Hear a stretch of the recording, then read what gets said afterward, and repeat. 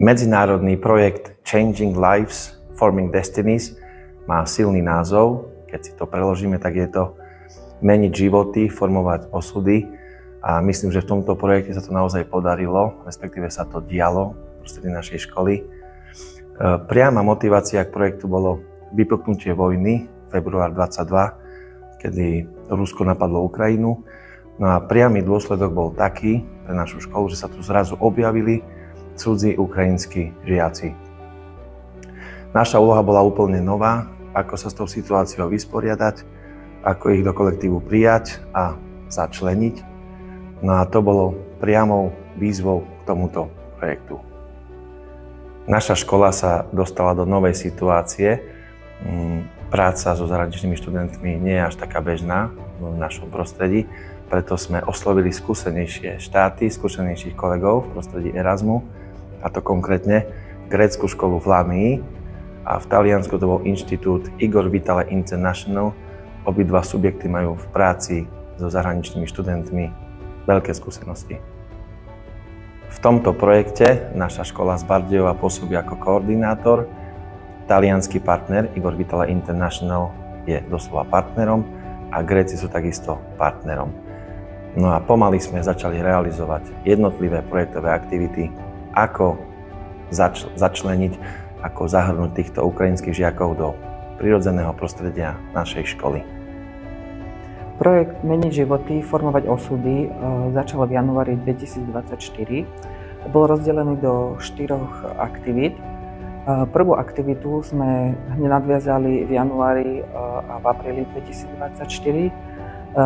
Cieľom tejto aktivity bol prieskum formou dotazníkov, ktorú sme realizovali na našej škole a bolo to v podstate na tému vzdelávanie a podpora žiakov utečencov.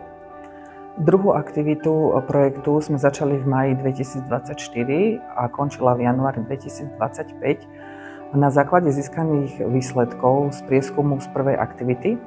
Našou úlohou bolo vytvoriť publikáciu nejakého sprievodcu s zvýšením medzinárodnej angažovanosti žiakov na školách, ktorá obsahuje návrh vyučovacích stratégií, ktoré pomôžu žiakom s odlišným materinským jazykom začleniť sa do výchovno-vzdelávacieho procesu na školách na Slovensku, ale aj v zahraničí. Partnermi alebo spolutvorcami tejto publikácie boli naši partneri z Talianska ako aj z Grécka. Vo februári 2025 sme sa v rámci 3. bodu projektu zúčastnili mobility v talianskom Ríme. Cieľom tejto mobility bola prednáška psychológov z Talianska, ktorej témou bola trauma, ako ju deti prežívajú po príchode do cudzej krajiny. Projekt Meniť životy, formovať osudy sme skončili v júni tohto roku. Posledná mobilita sa konala v gréckej Lamii. Cieľom tejto mobility bolo vyhodnotenie výsledkov práce počas celej doby tohto projektu. Bolo to v spolupráci so zahraničnými partnermi z Grécka a z Talianska.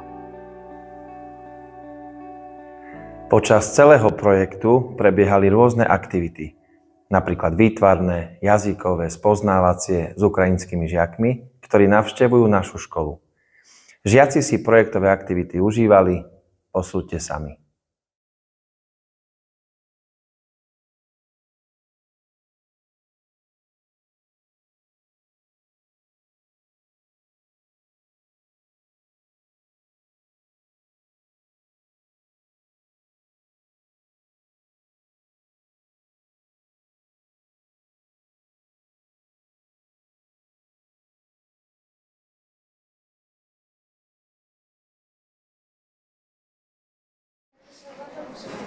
Keď sme išli z Charkova, keď sme išli vlak, to som v Slovensku prvýkrát videla strom, to som išla do školy.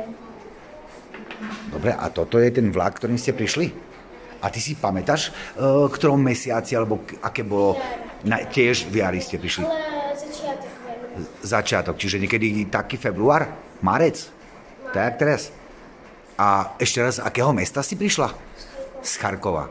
Dobre, ďakujem. Ja som nakreslila také kvety, lebo keď sme išli na Slovensku, som z okna videla také červené kvety, keď sme išli. Dobre, a odkiaľ ste šli? Z akého mesta ste prišli na Slovensko? Z Užhorodu. A pamätáš si aj, kedy ste prišli? Nejakom mesiac, aspoň nejakom mesiaci, akom ste prišli? Na jar ste prišli? Čiže už to budú 2 roky teraz? To je už tretí. Už 3. rok, už 3 roky. Ako sa volá Milka. A tu si čo napísal? Aj krávka, ktorá sa volá Morka, aj Milka, aj je tu Keša. A skadiaľ pamätáš si, že tieto zvieratka? Kde si ich videla? Si sa s nimi stretla niekde? Tu na Slovensku? Hej? Si bola niekde na výlete s mamkou? Alebo kde si videla také zvieratka? Okolo domu? Tam, kde bývate? Hej, tam, kde bývaš? Áno? A ty máš nejaké zvieratko? Nemáš žiadne? Aké by si chcela zvieratko? Psíka. Psíka by si chcela? A aké meno by si mu dala, keby si mala psíka? Milka. Psíkovi by si dala také Milka? Že čokoládové meno by si mu dala. A skade pamätáš túto mačičku? Ona si prišla do domu. Aha, tam, kde si bývala, hej? Alebo kde bývaš? Tam chodí okolo vášho domu mačička. Aj sa s ním hráš? Pohľadkala si ju? Nie? A ty si dala také meno, alebo ono sa tak naozaj volá? Dali si. Ty si dala také meno. No, super.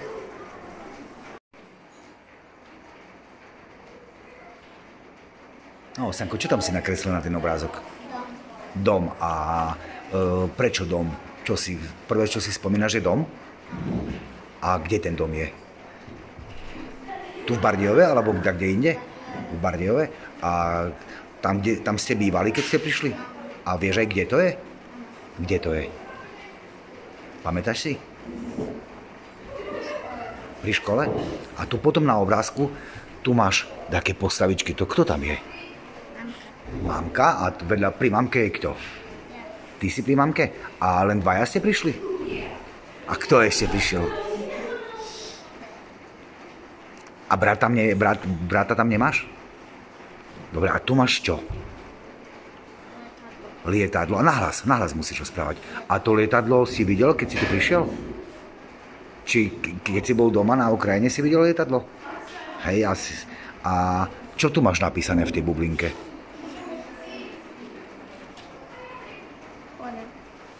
A to čo znamená? Mikola. Mikola, ako brat. Dobre. Ja som nakreslila autobus, slnko a vtáky.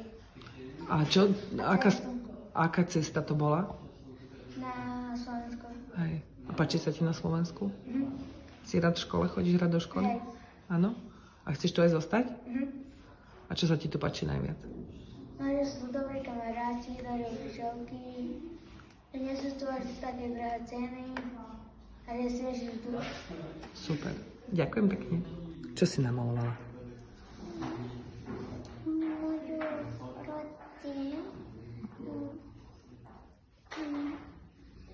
môj dom, Vidím, že tam je Bardejov. moju mamičku, Mamičku?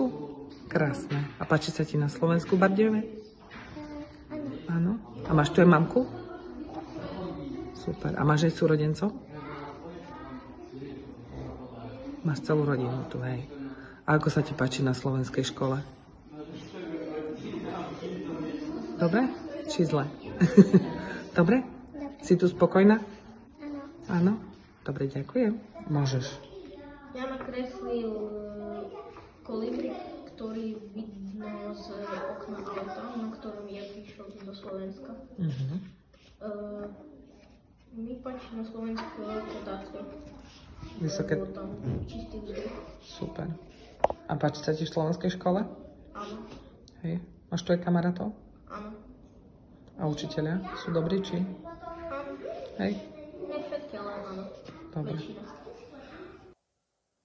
Veríme, že publikácia sa stane pevnou súčasťou pedagogickej praxe na školách, ktoré navštevujú žiaci s odlišným materinským jazykom Aj takto sme menili životy a formovali osudy detí, ktoré museli utiecť zo svojej vlasti pred krutou vojnou.